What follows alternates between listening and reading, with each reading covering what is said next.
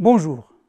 Après avoir vu les règles qui traitent du calcul du résultat fiscal, on va voir dans cette semaine deux choses importantes. Comment calculer l'impôt et comment payer l'impôt.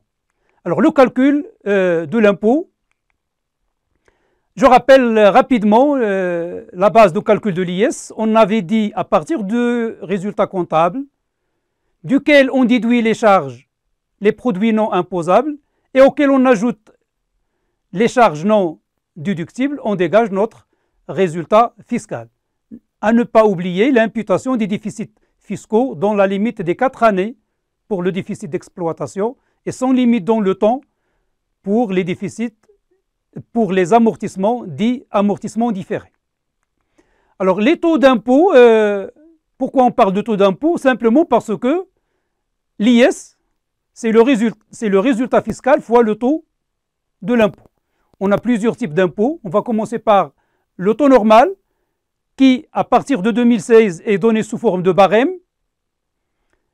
Alors, applicable par tranche, de 0 à 300 000, c'est 10%, de 300 000 à 1 million de dirhams, c'est 20%, de 1 million de dirhams à 500 000, comme vous le voyez, c'est 30%, et au-delà de 5 millions de dirhams, c'est de 31%. Attention, ce barème n'est pas un barème progressif. C'est un barème proportionnel. C'est un barème proportionnel, c'est-à-dire qu'on applique directement le taux de la tranche dans laquelle se trouve le résultat fiscal. Si par exemple j'ai un résultat fiscal de 700 000, mon IS serait simplement 700 000 fois 20%, soit 140 000. Je ne reviens pas aux tranches inférieures comme on le fait dans un barème progressif. Notre barème de l'IS, je répète, est un barème proportionnel. Il y a aussi des taux spécifiques. Il y a le taux de 37% appliqué à Banque El Maghrib, aux établissements de crédit, à la CDG et aussi aux sociétés d'assurance et de réassurance. On a aussi le taux de 17,5%. Comme on l'avait vu dans le champ d'application de l'impôt sur les sociétés, il est appliqué aux sociétés exportatrices au-delà de la période de 5 ans. Il est appliqué aux entreprises hôtelières au-delà de la même période, aux entreprises qui vendent leurs produits à des entreprises exportatrices situées dans les plateformes d'exportation dans la même période, c'est-à-dire au-delà de 5 ans, et les entreprises minières exportatrices là, de la première année et de manière permanente. Les entreprises privées d'enseignement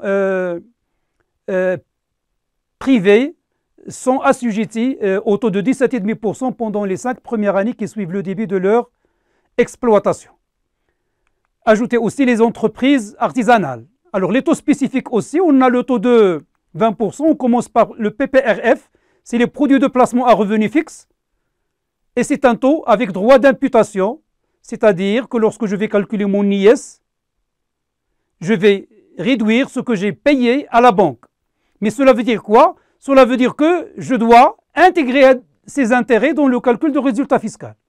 On va dire que ce taux est non libératoire. Ça veut dire quoi?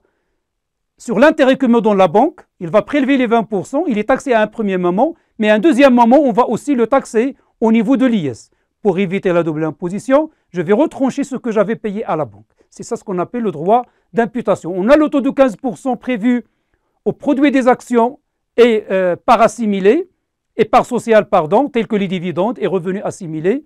On a le taux de 10% applicable aux produits bruts hors taxes servis par des entreprises marocaines à des sociétés étrangères non résidentes sur le montant hors taxe. Et on a les banques offshore dans les 15 premières années qui suivent leur agrément.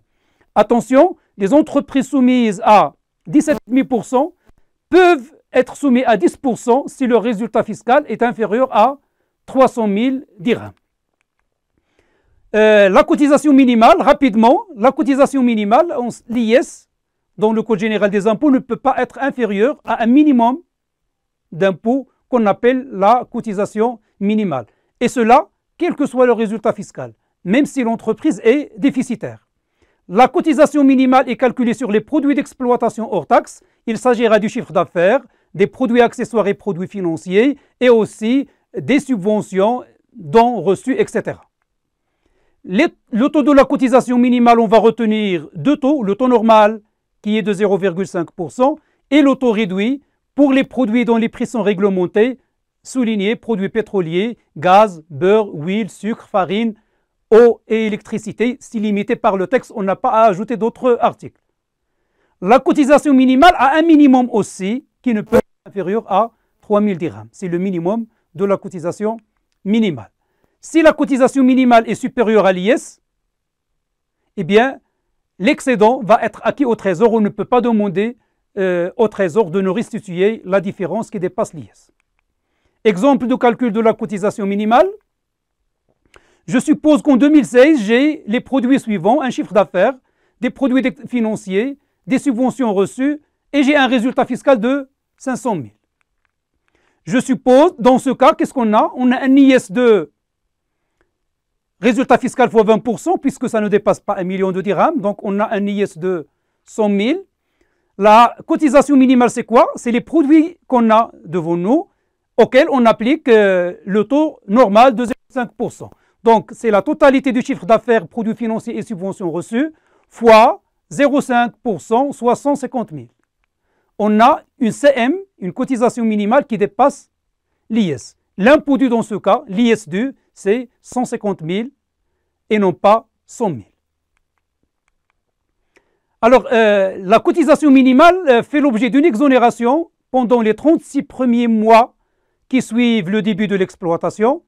Cette durée est limitée à 60 mois qui suivent la constitution de la société. C'est-à-dire, lorsqu'on débute l'exploitation, on a 36 mois d'exonération, mais si on avait tardé dans le début de l'exploitation, l'exonération est limitée à 60 mois, mais à compter de la date de la création de la société. Voilà pour le calcul de l'impôt. Maintenant, on va voir comment payer l'impôt. On va voir que c'est très particulier par rapport aux autres impôts et taxes.